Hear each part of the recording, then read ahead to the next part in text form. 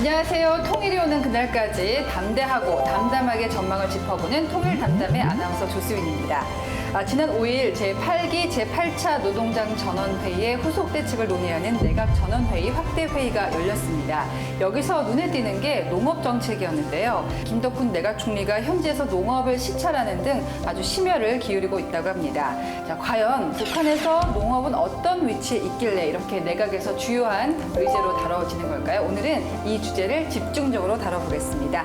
자, 정은미 통일연구원 연구위원님 나오셨습니다. 안녕하세요. 네, 안녕하세요. 네, 그리고 다시 만나서 반갑습니다. 반갑습니다. 네, 심하윤님 나오셨습니다. 네, 안녕하십니까. 네. 심혜입니다. 반갑습니다. 반갑습니다. 이 노래 아시죠? 그건 뭐 전 북한 주민이 다 아는 거죠. 그러면요, 오늘 주제 영상 보시겠습니다.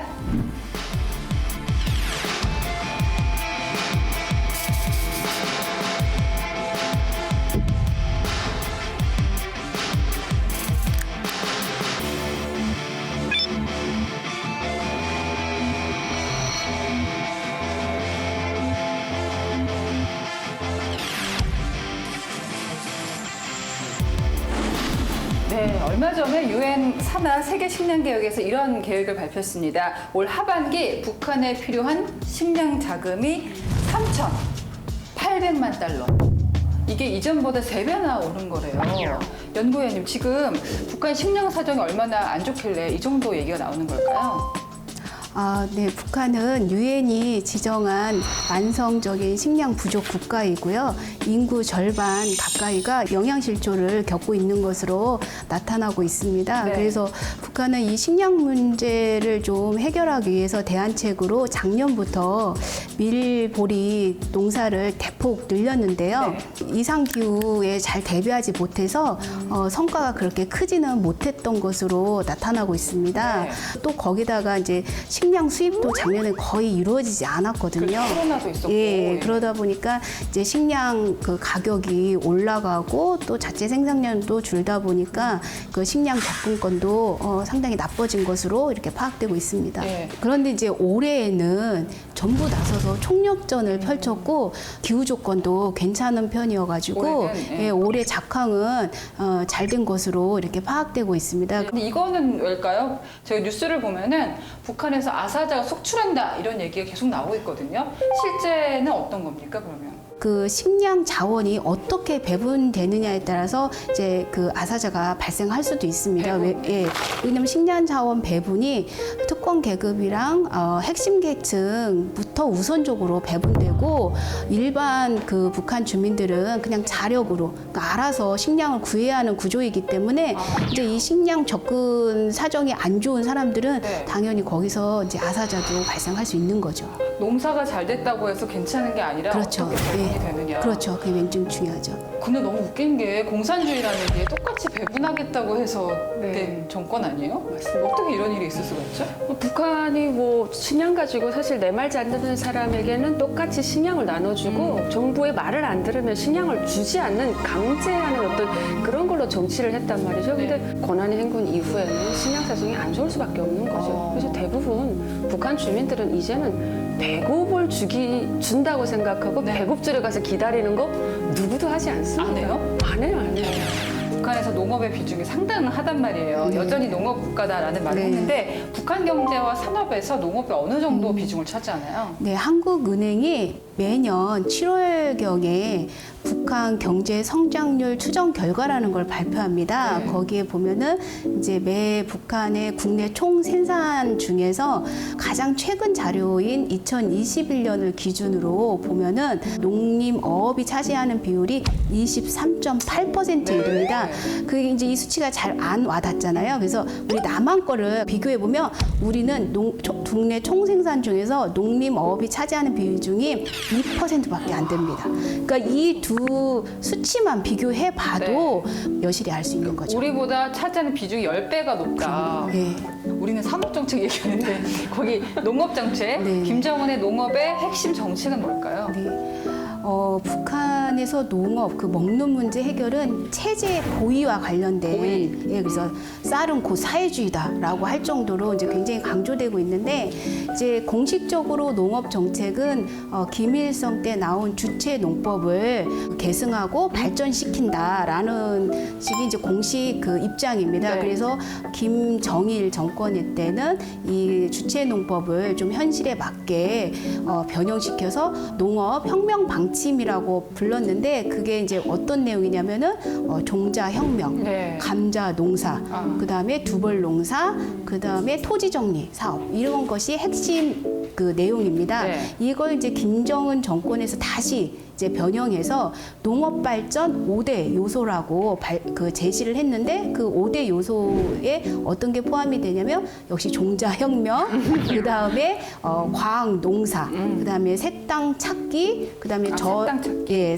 저 수확지에서의 증산, 그리고 당적 지도 강화, 이게 이제 5대 요소입니다. 이렇게 그래서 조금씩 변형해서 농업 정책 가지고만은 식량 증산이 이제 잘 이루어지지 않기 때문에 이제 2021년 12월 말에 이제 조선노동당에서 이제 제8기 제4차 전원회의를 하는데, 여기에 굉장히 중요한 걸 채택합니다.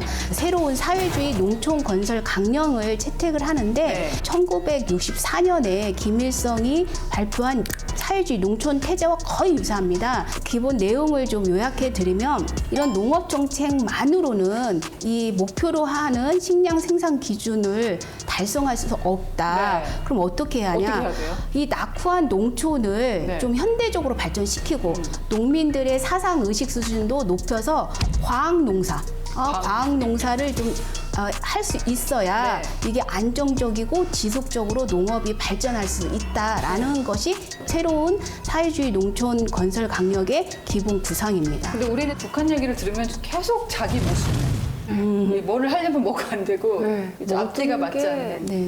다 안 좋은 상황이니까 예. 제가 농촌의 단편적인 실례로, 우리나라는 콩을 심을 때 이렇게 심고 이만큼 텀을 두고 심어요. 왜요? 땅을 걸근다고도 이야기하고 좀 쉬어요. 1년 동안 쉬거나. 왜냐하면 옛날엔 그랬죠. 영양분을 주기 네. 위한 어떤 시간이 네, 맞아요. 있대. 북한은 쉬지 않거든요. 쉴 틈이 없는. 심지어 이모작하라잖아요. 농사 짓고 또 농사 짓고. 그 밭도 숨 쉬어야 되는데. 아까 그 저생산지에서 식량을 더 많이 해라 이런 거랑 비슷하네요. 그 땅을 쉴 틈을 안 주니까 꽤나 뭐를 해야 되니까 산성화가 된 거예요. 농사가 잘 지을 수도 없는 환경이고, 북한은 콩을 심어도 논밭이 되게 촘촘하게 심었다는 것을 제가 비교해서 보니까 딱 느끼는구나. 밭이 정말 일을만 하고 쉴 수 없는 틈을 주기 밭 자체가 때문에. 혹사당하고 있죠. 그래서 네, 네. 농사 지을 수가 없고 야. 안 되겠구나 싶었어요. 그러니까 농촌 사회로 가면 우리가 생각하는 건 그래도 자연은 깨끗하지 않겠냐. 근데 그것도 아닌데 이렇게 뭔가 농사를 짓기에는 적합하지 않은 땅도 많고. 네, 계속 토지 질 자체가 계속 떨어지죠. 그러니까 그게 이제 주체농법이 그 과학농법, 집약농법이라고 하는데, 그 집약농법이라는 게 계속해서 빽빽이 심는 걸 집약농법이라고 네. 하는 거예요. 그래서 그렇게 하다 보면 토지 산성화가 굉장히 빠르게 진행돼서 결국에는 장기적으로는 생산력이 계속 예. 하락될 수밖에 없는 구조입니다. 근데 최근에 그 자연재해, 뭐 가뭄, 우리 지금 되게 더워요. 이런 것들이 이어지면서 북한도 타격을 입을 수밖에 없고 농업 정책에도 변화가 있을 수밖에 없는데, 지금 김정은 그 정권으로만 좁혀서 봤을 때 정권 초기랑 지금은 또 변화가 있을까요?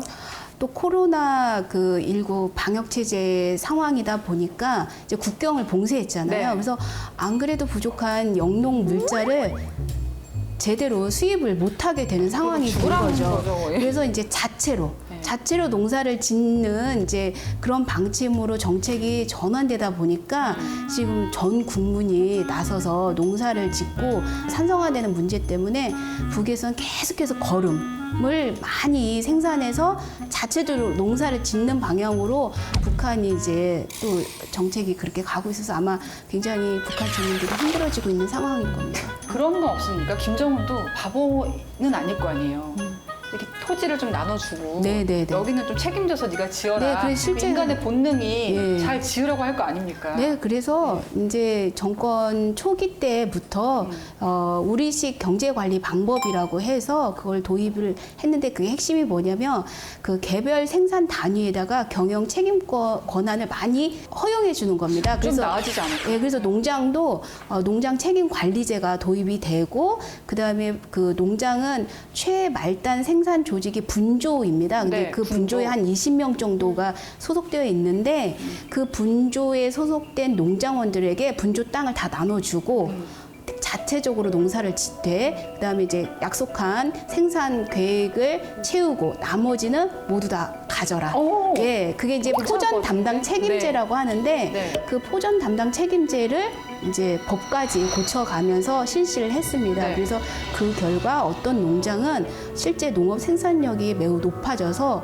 농장원들의 수입도 많이 늘어났는데 또 어떤 농장들은 별 효과가 없어서 농장 대 농장 간의 빈부격차라든지 이런 것들이 또 많이 발생하는 부작용이 생기기도 했습니다. 혹시 거기서는 잘 된 쪽하고 안 된 쪽이 있다고 말씀하셨잖아요. 네, 네. 어떤 차이가 그 차이를 갈랐을까요? 그 북에도 농장이 잘 사는 농장이 원래 있고, 원래 있고, 못 사는 농장인데 인프라도 그거는 있고. 인프라가 잘 돼 있느냐, 그 평야지대냐, 예. 산간지대냐, 중간지대냐, 그리고 노동력이 많으냐, 그리고 중요한 거는 중앙에서 굉장히 관심을 갖는 농장이냐 아니냐, 장군님이나 수령님들이 현지지도 다녀간 농장이라든지 이런 본보기 농장들이 있어요. 예. 그런 농장들부터 영농공자를 우선으로 문제가 뭐냐면 이것에도 이 빈부격차가 굉장히 심하고 부패한 나라잖아요. 썩은 나라. 그러다 보니까 개개인의 측량을 재는 게 아니라 이만한 우리 이 땅에서 농사 어느 만큼 잘 된다.